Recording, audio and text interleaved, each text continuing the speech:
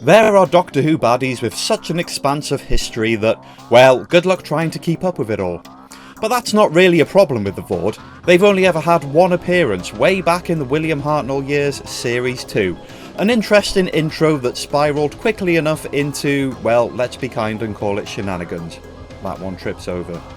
The Voord are good fighters, deadly soldiers, and not the greatest at disguising themselves. I mean, angels are quantum locked, silence are memory proof, and Voord put a hood on their heads and look away so you can't see their face. And that's their leader doing that. But there must be more to these guys, right? Well, actually, yes there is, and we'll get into that. But it would be a foul injustice of me to mention their names without also talking about the Doctor Who serial from whence they first appeared. The Keys of Marinus. The Keys of Marinus is a hearty buffet of crazy adventure that establishes itself, shifts in another direction, and then shifts again, and wow, now it's a courtroom drama. It's a warm bundle of mixed bags. It features some fun ideas and some woefully uncharismatic supporting characters, but what it occasionally lacks in good acting, it does make up for in scope. Let's take a look. The TARDIS lands in a mysterious glass landscape surrounded by sea.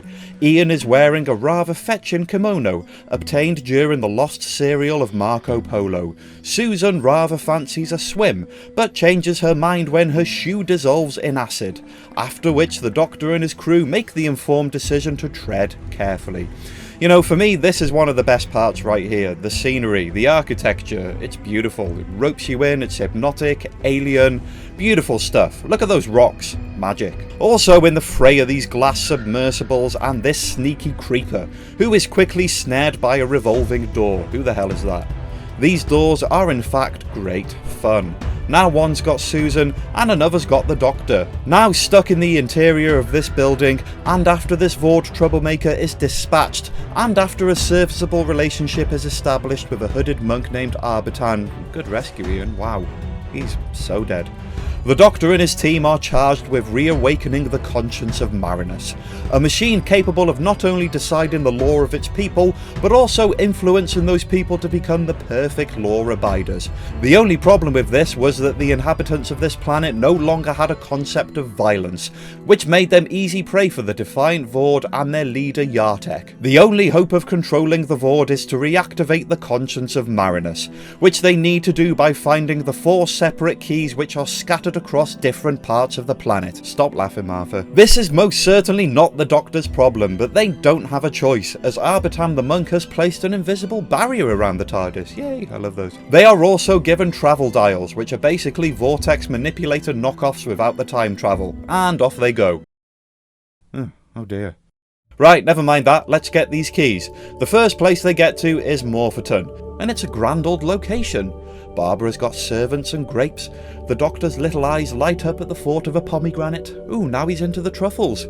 Is that cheesy biscuits? Look at that bad boy. Well, this is too good to be true. There must be some kind of caveat. Ah, there it is. When they drink a load of juice, Barbara sees the truth. It's actually a hallucination. The reality is nowhere near as nice. These bug-eyed brains, apparently known as Morpho, are putting on a spell. They seek to enslave humans and use them as a workforce. And what, the Voord are the problem? It takes a while for this spell to be lifted. In the meantime, the Doctor was promised a laboratory, and he thinks it looks nice, but it's actually rubbish. It's just a wall with a cup. Get a grip, guys. Also joining the crew at this juncture are Morpho slave Sabifa, who is actually wearing the first Marinus key around her neck, and this leggy man Altos. They make their escape when Barbara smashes the Morpho control room to bits, and man, if you actually watch this episode, it's actually really savage. Brutal, but Barbara just goes. With the first key bagged, the Doctor sacks his crew off to look for key number 4 all on his own, leaving them to fend for themselves in a screaming jungle full of angry trees, capable of the occasional tickle. Cheers for that, Doctor. It's here that they meet this horrid thing, and also what might be categorised as the most boring person in the history of Doctor Who. Before his weird death, this unwitting man does at least give Ian and Barbara the clue to finding the second key. Job's a good un. And from the screaming jungle to the snows of terror. Wow, Planet Marinus really is a planet. Lots of different locations. Good stuff. Unfortunately, this guy is a creepy jerk. Cowardly, self-centered, just Just get in the sea, mate. He tries to deprive Ian, Barbara, Sabitha and Altos of their belongings, Ian's kimono, and use them as bait for the resident wolves. But with nothing more than a firm telling off, they force him to risk braving the caves of ice in search of the key where apparently demons lie in wait. Yeah, those are knights, aren't they, mate? The knights are dormant. The key is in ice. Luckily, as you will find in any self-respecting ice cave, there is a valve to warm things up. The key is in their hands, but you defrosted the knights as well. And this bumhead's taken the bridge down. Wait a minute. Knights? Winter? Wolves? Hey, this is just like Game of Thrones.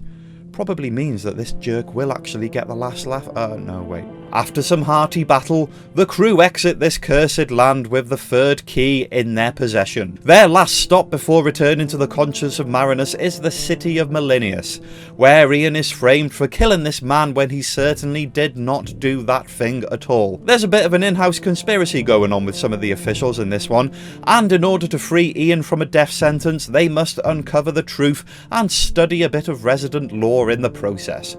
Luckily, the Doctor has returned at this point to deliver a hearty blend of detective work and legal subterfuge, thus unearthing the parties involved and discovering the unlikely location of the final key. And we're all caught up. Except now the Voord are in full control, namely their leader Yartek, who, as I already said, didn't exactly pull off the ruse of the century. You know, he actually says, I'm suffering from a terrible disease, just so it doesn't arouse suspicion what he's doing there with the hood and looking away. But at the same time, you would not believe how long it actually worked for. Susan and Ian spend like 5 minutes deliberating over whether or not that was slightly suspicious. Oh, here's a Voord about to attack him. Yeah, this is a bit of a disaster, really, isn't it, guys? I mean, come on, Voord. Serious, just... Anyway, they think they win the day, but it turns out Ian gave them a fake key. You know, that old chestnut. During this cunning game of deceptions, the Doctor summarises that man can indeed not be controlled by machine. Machines can make laws, but it's up to man to, you know, just flip and sort themselves out. The key gets replaced with the fake key, and boom, the Voord are defeated. Well, they really did take the long way round to an easy defeat, didn't they? You know, you got to ask the question, was it really all worth the effort? The Voord appear to be a one-shot deal here. And it's a good thing that this concept was developed in the 2017 Big Finish audiobook Domain of the Voord, written by Andrew Smith and starring the Hartnell-era originals William Russell and Caroline Ann Ford. It really fleshes out the Voord in ways that the Keys of Marinus would kick itself for missing out on, if a story for television had legs. Firstly, the voices of the Voord are significantly cooler in this rendition, opting more for the deep Darth Vader type of voice. This story also depicts an entire army of Voord, as they invade the world Hydra with a stark level of formidable military superiority. And it turns out the Voord can share information across their ranks telepathically. Leading this invasion is the Voord overlord Tarlek, who is actually the brother to this nincompoop. And the events between the two stories are set 100 years apart. This new Voord army imposes a totalitarian dictatorship over the invaded world, rife with propaganda, fear-mongering and megalomania. The scope is expanded further when you learn that the majority of Voord are actually comprised of other species, who have willingly defected to the Voord cause, willing being the operative word, as this slick rubbery helmet is capable of fusing with the DNA of its host. At the same time, it scans the host brain to doubly ensure that there is no level of doubt or intent to deceive.